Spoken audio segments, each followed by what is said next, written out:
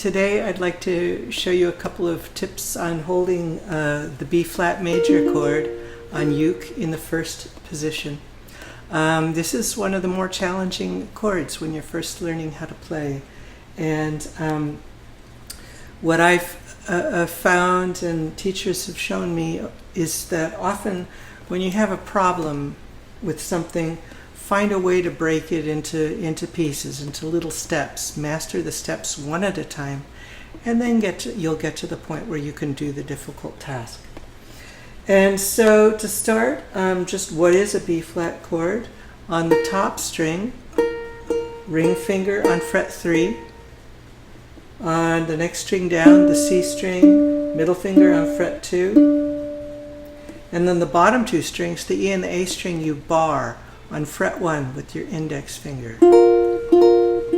And that's the hard part. Often what you hear is, when someone's learning how to play, is a buzzing sound or a thunk on that bottom string. And in general, when you have trouble with chords, it's often not pressure. Squeezing harder won't usually fix it. Often it's the actual position of your fingers and hand, and that's what we'll focus on to try and fix it.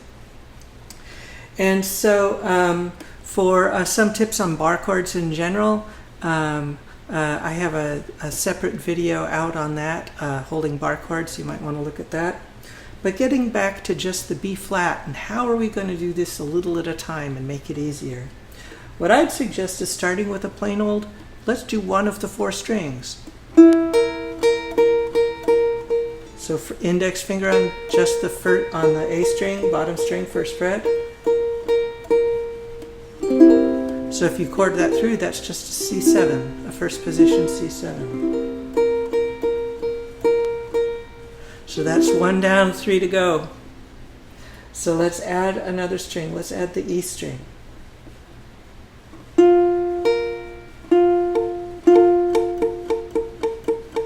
Now this may or may not happen to you. Often in barring, it's that A string, the one on the bottom of the instrument, closest to the floor, that buzzes or thunks the most. So when you're trying to do both at once, if you can just kind of, think about pulling back just a little bit with your wrist and arm, keeping your wrist straight, just to make sure you're actually really getting the bottom of the string. The bottom string, the A string, that's 80% if you can get that one. And then if you just lay across the other, that one will probably just about take care of itself. Always important when playing chords, make sure you're not on top of the fret wire, the little wire, but they're actually a little bit behind it, maybe a couple of millimeters, maybe between 16th, 8th inch, somewhere in there. So there's a nice little space, because if you play on the wire, it'll thunk or buzz, and if you play behind it, you can get a clear tone. All right. Now we're going to, before adding the next finger, like if I hold in my kind of usual position, say for playing F, B flat, C, G7, anything, you'll notice my hand is rotated out from the instrument at about 45 degrees, so not like this, not like that, somewhere in here. And when my fingers lay across, they come in at an angle like this, like a violinist would hold. And you can reach all the strings that way very nicely. But if you're trying to get all the way out to B flat, that becomes difficult. And what I think you'll find is naturally your hand will begin to rotate more nearly parallel to the instrument, not quite touching it, just a little bit of space in there. And that'll allow you to reach these other 2 strings. And so if I was playing an F first in my usual position, when I switch to E flat, B flat, my hand's going to rotate just like that, more nearly parallel, so the back of my hand's more nearly parallel to the neck of the instrument. So here we are with the hand almost touching, coming in here, just maybe a little finger width gap. And I've got my bar on my 2. Been practicing that a while, comfortable I can do that. So then just try bringing that next finger closer. You don't even have to touch the right string. See what adjustments it takes to get that to just barely touch the string.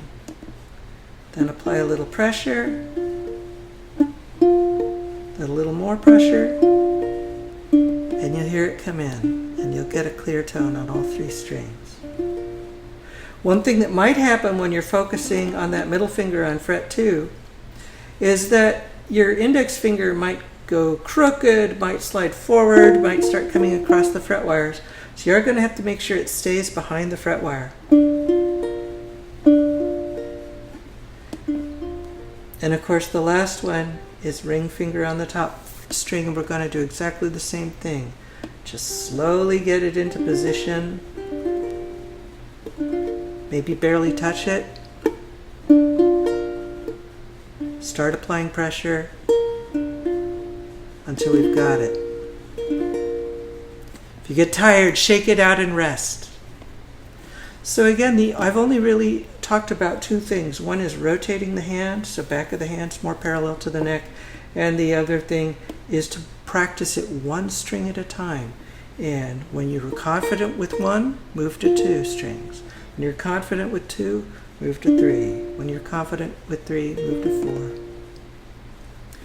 I guess the last bit is often with chords, you need to not just learn how to hold a chord, but how to change to it. If the chord in question is B flat, that will often be in a tune in the key together with the chords F. So you might practice going F to B flat. Don't play a whole song all the way through, just practice this change. F, B flat, however slowly you need to go to make it work. Play every string so you can hear them all ring. Relax, take a deep breath. Just keep going back and forth.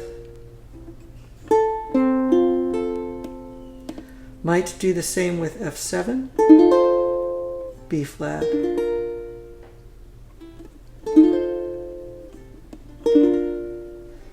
and E flat, B flat. All those other chords, the hand will be back in the normal resting position like this. But for just the one chord, B flat, rotate around a little bit. And just work on those changes 1 at a time, 5 minutes a day. Then put it down, come back the next day and the next. And sooner or later you will have it. And if you miss it sometimes in a song a little bit, doesn't sound perfect, don't worry. The B flat police will not come for you. Just keep playing and have a good time. And have fun working on it and playing. Aloha.